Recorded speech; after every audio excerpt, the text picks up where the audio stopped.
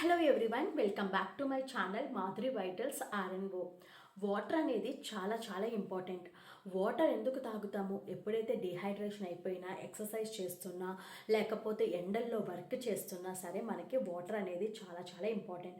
అసలు వాటర్ ఎంత తీసుకోవాలంటే 2 to 3 లీటర్స్ ఆఫ్ వాటర్ అయితే తీసుకోవాలి. రోజుకు వచ్చేసేసి 2 బాటిల్స్ ఆఫ్ వాటర్ అయితే మీరు తీసుకోవాలి. అసలు ఎక్కువ వాటర్ తీసుకోవచ్చా, తక్కువ వాటర్ తీసుకోవచ్చా అంటే మీ వెయిట్ బట్టి మీరు వాటర్ తీసుకోవాలి. అసలు మీ వెయిట్ సపోజ్ ఫర్ ఎగ్జాంపుల్ మీ వెయిట్ వచ్చేసేసి 60 kgs ఉన్నారు. మరి వాటర్ ఎంత శాతం అంటే 30 to 35 ml ఆఫ్ వాటర్. అప్పుడు మీరు క్యాలిక్యులేట్ చేయండి, 60 into 35 అప్పుడు ఎంత అవుతుంది? 2100 ml ఆఫ్ వాటర్ అనేది మీ బాడీలో ఉండాలి.